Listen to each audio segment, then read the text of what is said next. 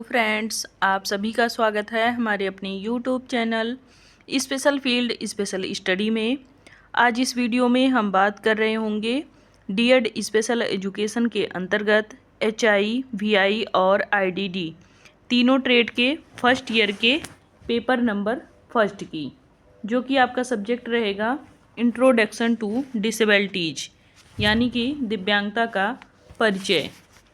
इसमें हम लोगों ने यूनिट फर्स्ट कवर कर लिया है और सेकंड में हम लोग सब यूनिट 2.1 और 2.2 अभी तक कवर कर चुके हैं। और आज इस वीडियो में आप लोगों को श्रवण दोष, बधिरता और श्रवण में कठिनाई के बारे में बताया जाएगा और सब यूनिट है ये आपका 2.3। तो चलिए स्टार्ट करते हैं, देखते हैं हियरिंग इम्पेयरमेंट क्या है और इसमें बच्चों में सुनने में कठिनाई कैसे होती है, क्या प्रॉब्लम्स आते हैं। ये आप देख सकते हैं। इससे रिलेटेड आपको कुछ क्वेश्चन भी देखने को मिल जाएंगे, जैसे आपके एग्ज़ाम में पूछे जाते हैं। जैसे कि बहरेपन से आप क्या समझते हैं और बहरेपन की रोकथाम के बारे में विस्तार पूर्वक समझाइए, या फिर श्रवण में कठिनाई पर संक्षिप्त टिप्पणी लिखिए, या फिर बहरेपन या श्रवण में कठिनाई के बीच में अंतर लिखिए। बहरेपन और श्रवण में कठिनाई दोनों के बीच में अंतर स्पष्ट करना है। तो चलिए देखते हैं। सबसे पहले हम बात करेंगे राष्ट्रीय प्रतिदर्श सर्वेक्षण संगठन 1991 के अनुसार बहरापन या बधिरता की परिभाषा।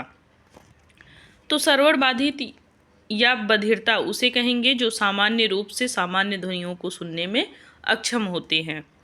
और भारतीय पुनर्वास परिषद के अनुसार अगर हम बात करते हैं, यानी कि आरसीआई के अनुसार अगर हम परिभाषा की बात करते हैं, तो जब बधिरता 70 डेसिबल हो तो व्यावसायिक, तथा जब 55 डेसिबल हो तो उसे शिक्षा के लिए प्रयोग में लाना चाहिए।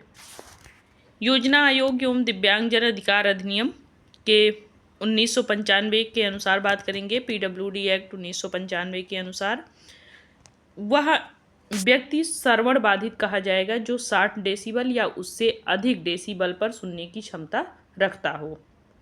समाज कल्याण के अनुसार बात करेंगे तो जब किसी व्यक्ति के एक कान में 60 डेसिबल श्रवण क्षतिग्रस्त हो तथा दूसरा कान अच्छा हो तो वह उच्च शिक्षा के लिए उपयोगी हो सकता है।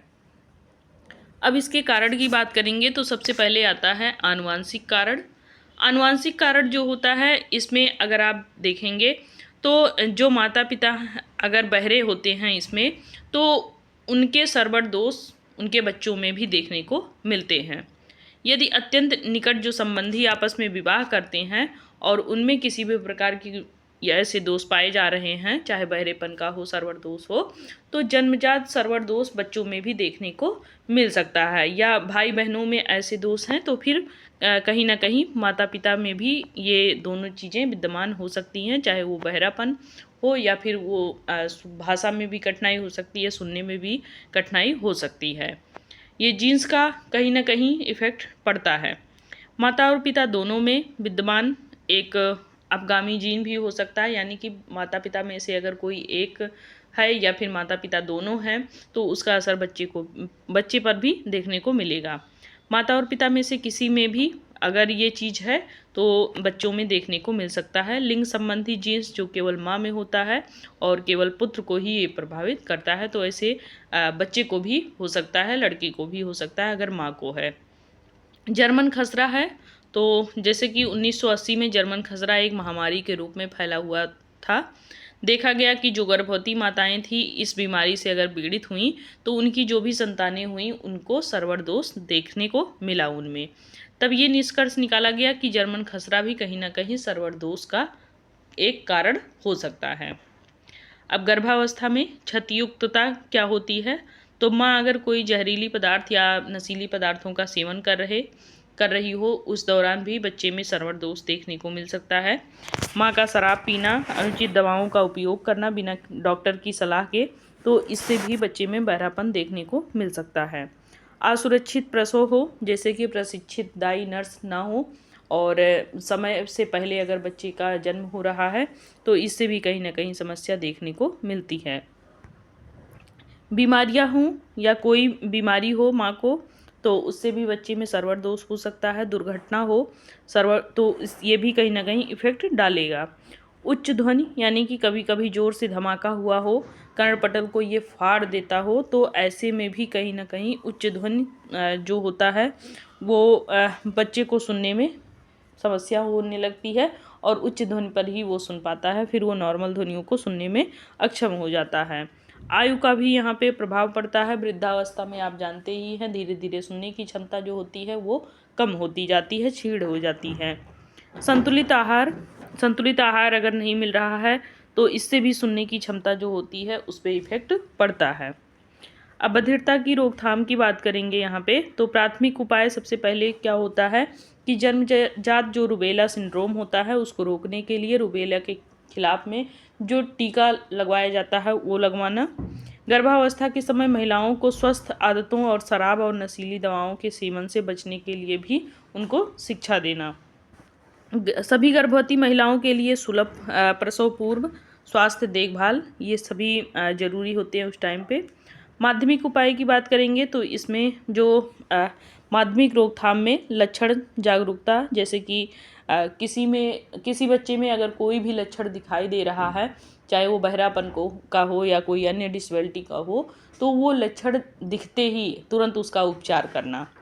और तृतीयक उपाय का मतलब ये होता है कि यहाँ पे यदि मान लीजिए कि आपने उपचार कराया उसके बाद भी उस चीज़ को नहीं ठीक किया जा सकता है, अब समय ज़्यादा बीत चुका है और उसके सर्वर दोष को अगर हम नहीं ठीक कर पा रहे हैं, तो उसे हम सहायक टेक्निक के माध्यम से सुनने की जो क्षमता है उसको विकसित करना, उसको उपकरण के माध्यम से सुनने के उसमें लाना। आगे बात करेंगे इन तीनों के अतिरिक्त राष्ट्रीय स्वास्थ्य मिशन के अंतर्गत निम्नलिखित उद्देश्यों के साथ में राष्ट्रीय बधिरता रोकथाम और नियंत्रण कार्यक्रम NPPCD की भी शुरुआत की गई है, जिसमें ये बताया गया है कि बीमारी हो या चोट के कारण अगर सर्वण ह्रास हो रहा है तो उसको रोका जाए। सर्वण क्षमता अगर कम है और बधिरता के लिए उत्तरदायी कान की समस्याओं की प्रारंभिक पहचान किया जाए, वहाँ निदान किया जाए, उसका उपचार किया जाए। बहरेपन से जो भी पीड़ित सभी आयु वर्ग के जो व्यक्ति हैं उनको चिकित्सा प्रदान किया जाए, पुनर्वास दिया जाए और बहरेपन से पीड़ित व्यक्तियों के लिए पुनर्वास कार्यक्रम की भी यहाँ पे सुविधा दी जाए। उनको समय समय पे हर चीज़ों से जागरूक कराया जाए। उपकरण सामग्री और प्रशिक्षण हेतु कर्मियों को सहायता प्रदान करते हुए कान की देखभाल सेवाओं में संस्थागत क्षमता विकसित करना। बधिरता के प्रकार की बात करेंगे अब, तो यहाँ पे आप देखेंगे बधिरता के प्रकार में इसमें सुनने की क्षमता जो होती है वो 1 से 130 डेसिबल तक होती है। यदि वह 130 डेसिबल से ऊपर आए तो यह ध्वनि दर्द की संवेदना देती है। इसको 4 भागों में बांटा गया है। नंबर 1 कम श्रवण बाधित। कम श्रवण बाधित का मतलब होता है सामान्य स्तर पर बोलने पर सुनाई देना है, परंतु बहुत धीमा अगर बोला जाए तो सुन ना पाना, यानी कि बातचीत के स्तर का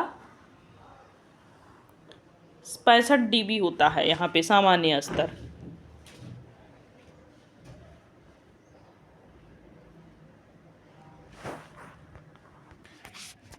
कम श्रवण बाधित में जो सामान्य बातचीत होती है उसका स्तर जो होता है वो 65 dB ही होता है। कुछ श्रवण बाधित जो व्यक्ति होते हैं उनमें 31 से 51 dB का श्रवण बाधित होता है, अर्थात ये व्यक्ति 54 dB तक की ध्वनि नहीं सुन पाते हैं, इसीलिए इन्हें कम श्रवण बाधित की श्रेणी में रखा भी जाता है। अब हम बात करेंगे मंद श्रवण बाधित की। तो मंद श्रवण बाधित में जो श्रवण बाधित श्रेणी में आते हैं उनमें जो सुनने की क्षमता होती है वो 55 से 69 डेसिबल तक होती है। सामान्य स्तर पर ये नहीं सुन पाते हैं। और उसके बाद गंभीर की बात करेंगे तो गंभीर में जो श्रवण बाधित व्यक्ति आते हैं उन्हें 70 से 89 dB तक श्रवण ह्रास देखने को मिलता है उनमें, और काफ़ी ऊंचा सुनते हैं ये। और पूर्ण में 90 डेसिबल तक की जो स्तर होता है वो लगभग पार हो जाता है और ये बहुत ऊंचा सुनने या फिर थोड़ा सा ही सुन पाते हैं। इस प्रकार इनको पूर्ण रूप से सर्वबाधित में रखा जाता है। अब हम यहाँ पे बात करेंगे हार्ड ऑफ हियरिंग की, यानी कि श्रवण में कठिनाई। तो WHO के अनुसार सुनने में कठिनाई का तात्पर्य ये होता है कि श्रवण हानि जो है वो अति अल्प से गंभीर की होती है। ये आमतौर पर बोली जाने वाली भाषा के माध्यम में संवाद करते हैं और इन्हें श्रवण उपकरण के माध्यम से इनको सुनने में लाभ मिलता है, यानी कि जो हियरिंग मशीन आती है उसके माध्यम से ये बच्चे सुन पाते हैं। सुनने में कठिनाई के कारण क्या हो सकते हैं? एक तो वृद्धावस्था, ढलती उम्र हो सकती है जिसमें व्यक्ति को कम सुनाई देता है। अचानक कोई तेज आवाज़ के संपर्क में आ जाने से भी नहीं सुनाई देता है। अत्यधिक और मध्यम तीव्रता के शोर में भी सुनने में कठिनाई होती है। कान में अगर संक्रमण हो जाए या कान दर्द हो रहा हो या कोई कान में बीमारी हो, कान के पर्दे अगर उसमें कोई छेद हो जाए तो उसमें सुनने में प्रॉब्लम आती है। सुनने में कठिनाई की रोकथाम के लिए क्या कर सकते हैं? यदि आप बहुत शोरगुल वाले क्षेत्र में काम करते हैं तो सुरक्षा उपकरण का उपयोग करना चाहिए और तैरते समय तथा संगीत समारोह में जाते समय एयर प्लग पहने रहना चाहिए। National institute on deafness and under communication disorder की रिपोर्ट है कि 15 से 20 वर्ष के बीच के 69% लोगों ने तेज शोर के कारण सुनने में उन्हें समस्या हो रही है। जैसे कि अभी आज के दौर में आप लोग ईयरबड या फिर ईयरफोन बहुत तेज़ आवाज़ में करके सुनते हैं तो उससे भी धीरे धीरे उसके सुनने की जो क्षमता होगी वो कम होती जाएगी। वो व्यक्ति फिर बाद में ऐसा होगा कि वो कोई भी ध्वनि सुनने में अक्षम हो जाएगा, धीरे धीरे वो वो बधिर हो जाएगा। तेज आवाज़ और संगीत के लंबे समय तक संपर्क में रहना। कान के संक्रमण के लिए सहायता प्राप्त करें। यदि अनुपचारित छोड़ दिया जाए तो वे कान को अस्थायी नुकसान भी पहुंचा सकते हैं और कान के मैल को नियमित रूप से साफ भी करना चाहिए। अब इसके प्रकार कौन कौन से हैं? सुनने में कठिनाई के प्रकार क्या हैं? Type of hard of hearing. एक होता है बाहरी और मध्य कान को प्रभावित करता है। एक होता है जिसको प्रवाहकीय बोलते हैं और एक होता है सेंसुर रिन्यूअल, आंतरिक कान या श्रवण तंत्रिका को ये प्रभावित करता है। एक होता है मिश्रित, दोनों का समायोजन होता है इसमें। अब हम बात करेंगे बहरेपन और श्रवण में कठिनाई की, दोनों में अंतर। तो बहरेपन और श्रवण में कठिनाई। बहरेपन में पूर्णतः सुनने की जो क्षमता होती है ये व्यक्ति खो देता है और इसमें सुनने की क्षमता में कमी होती है या कह लीजिए कि पूरी तरीके से भी नहीं सुन पाता है आपके हार्ड ऑफ हियरिंग में। सुनने की क्षमता 90 dB तक या उससे अधिक होती है या उससे कम होती है और यहाँ पे सुनने की क्षमता में हल्की या गंभीर होती है, 25 से 89 dB तक होता है। बहरेपन में श्रवण यंत्र या कोक्लियर इम्प्लांट किया जाता है इसमें और श्रवण में कमी के में देखा जाता है कि सुनने के यंत्र लगाए जाते हैं इसमें। बहरेपन में आपकी सांकेतिक भाषा, लिप रीडिंग और लिखित संवाद, इन चीज़ों का प्रयोग किया जाता है, जबकि श्रवण में आपके उच्च आवाज़, स्पष्ट उच्चारण और श्रवण यंत्रों का भी सहारा यहाँ पे लिया जाता है। बहरेपन में पूर्ण श्रवण परीक्षण और चिकित्सीय मूल्यांकन किया जाता है और श्रवण में आपके श्रवण प्रशिक्षण और चिकित्सा मूल्यांकन भी इसमें शामिल किया जाता है। बहरेपन आपका जन्मजात भी हो सकता है, चोट लगने से भी होता है, संक्रमण से भी, या फिर इसमें आनुवंशिक कारक भी हो सकते हैं और इसमें भी आपके आनुवंशिक कारक हो सकते हैं, उम्र हो सकता है, शोर हो सकता है, चोट या संक्रमण, ये सभी चीज़ें इसमें आपके शामिल हो सकते हैं। बहरेपन में सामाजिक और व्यावसायिक जीवन में अधिक चुनौतियाँ आती हैं और इसमें आपके जीवन की गुणवत्ता पर प्रभाव पड़ता है, परंतु पूरी तरह से संवाद में अक्षम नहीं होते हैं ये। कोक्लियर इम्प्लांट किया जाता है, सांकेतिक भाषा का प्रयोग होता है और यहाँ पे आपके श्रवण यंत्र का उपयोग किया जाता है विशेष शिक्षा के माध्यम से। तो ये था श्रवण जो बाधिता है उसके बारे में। यहाँ पे कुछ चुनौतियों का वर्णन किया गया है श्रवण बाधिता के।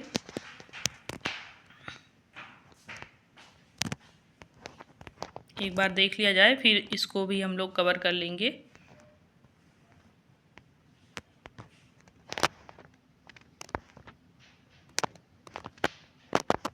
चलिए देख लेते हैं थोड़ा थोड़ा ये भी।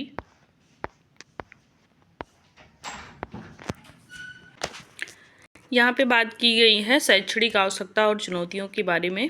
तो सर्वबाधित बच्चों की शिक्षा का प्रबंधन करना एक अद्वितीय चुनौती होती है।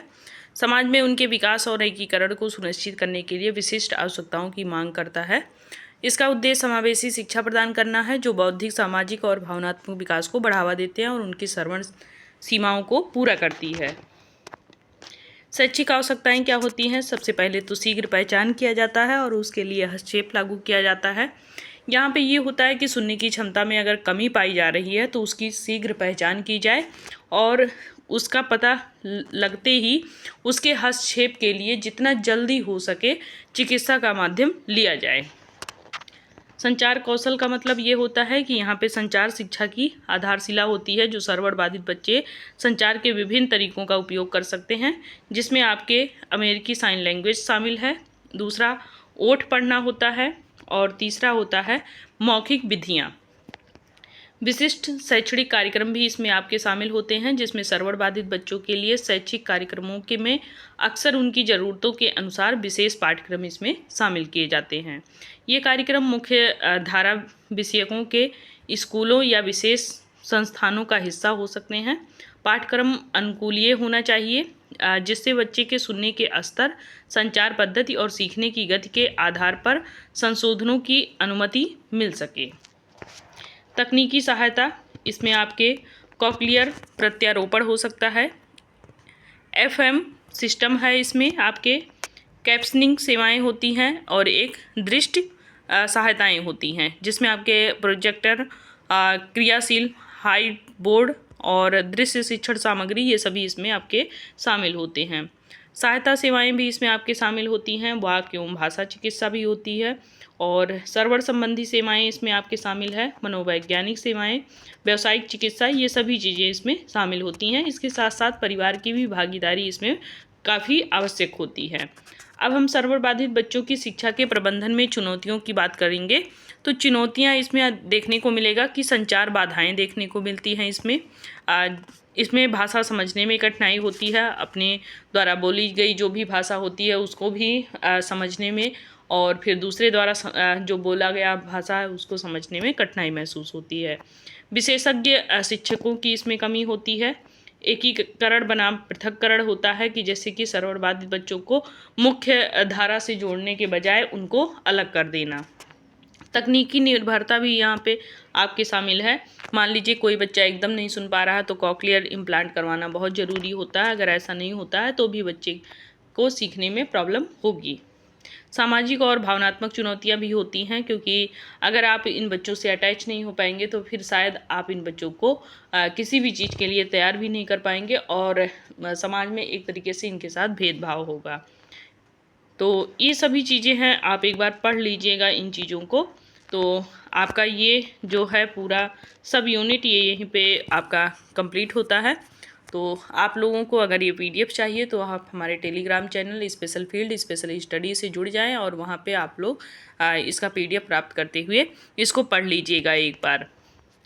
बाकी नेक्स्ट वीडियो में हम मिलेंगे नेक्स्ट टॉपिक के साथ में, तो तब तक के लिए बाय बाय, टेक केयर।